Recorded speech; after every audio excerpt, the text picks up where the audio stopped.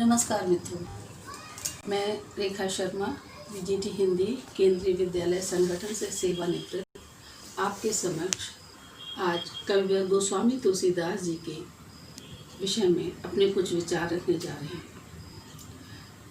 1554 विषय कालिंदी के तीर, श्रावण शुक्ला सप्तमी तुलसी धर्यो शरीर। आज श्रावण मास की सप्तमी तिथि है और हमारे महान साहित्यकार, हिंदी के मर्मज्ञ और श्री रामचरित मानस के रचनाकार कविवर गोस्वामी तुलसीदास जी की जयंती है।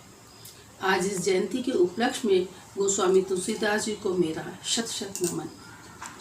गोस्वामी तुलसीदास जी का जब जन्म हुआ था तब सभी को पता है कि उनके परिवार ने उनको एक ऐसा बच्चा समझ करके छोड़ दिया था जो उनके परिवार के लिए हितैषी नहीं है, क्योंकि जन्म होते ही उनके मुंह में दांत थे और जन्म के साथ ही उन्होंने राम राम शब्द का उच्चारण किया था। इस कारण से तुलसीदास जी को उनके माता पिता ने बाहर कर दिया था। इतने सब संकट के बाद भी गोस्वामी तुलसीदास जी बड़े हुए और उनका विवाह रत्नावली नामक एक महिला से हुआ जो अत्यंत रूपवती सुंदरी थी। उनके सौंदर्य से प्रभावित होकर एक बार जब वो अपने मायके में थी तब तुलसीदास जी बिना बुलाए हुए वहाँ चले गए और उनको मिलने की इतनी आकांक्षा थी कि वो जब खिड़की से जा रहे थे तो खिड़की के साथ में ही एक सांप लटका हुआ था। उस सांप को उन्होंने सांप न समझ करके रस्सी समझा और उसको पकड़ करके रत्नावली के कमरे तक वो पहुंच गए। उनको आता हुआ देख करके रत्नावली ने केवल ये कहा था, अस्थि चर्मय देह मम तामे ऐसी प्रीत, ऐसी जो श्री राम में होत न तव भव भीत।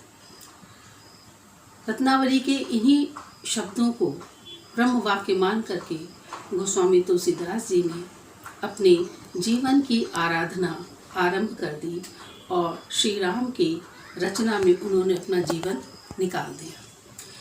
ये तो तुलसीदास जी का मंगलमय जो कीर्ति है वो सबको पता है, किंतु इसके पीछे रत्नावली के त्याग का किसी को पता नहीं है। जब मैं चौथी कक्षा में थी तब मैंने एक टाउन हॉल में ये कविता प्रस्तुत की थी जो इस प्रकार है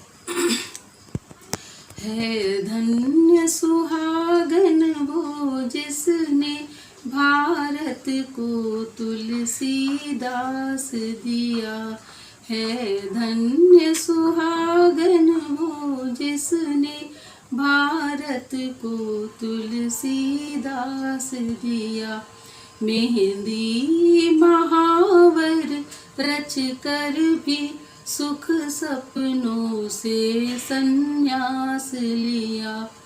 सच मानो तुलसी ना होते तो हिंदी कहीं पड़ी होती, उसके माथे पर रामायण की बिंदी नहीं जड़ी होती। बीसों बसंत देकर जिसने बदले में बस मधुमास लिया, बीसों बसंत देकर जिसने बदले में बस मधुमास लिया। है धन्य सुहागन वो जिसने भारत को तुलसीदास दिया, भारत को तुलसीदास दिया। तो आज मैं गोस्वामी तुलसीदास जी की जयंती के साथ साथ माँ रत्नावली को भी सादर प्रणाम करती हूँ, जिन्होंने अपने त्याग, बलिदान और समर्पण से गोस्वामी तुलसीदास को हिंदी साहित्य का एक ऐसा रविवर बना दिया जिसके अप्रतिम प्रकाश से सारा संसार आलोकित होता रहेगा। गोस्वामी तुलसीदास जी को नमन, माँ रत्नावली को सादर नमन। धन्यवाद।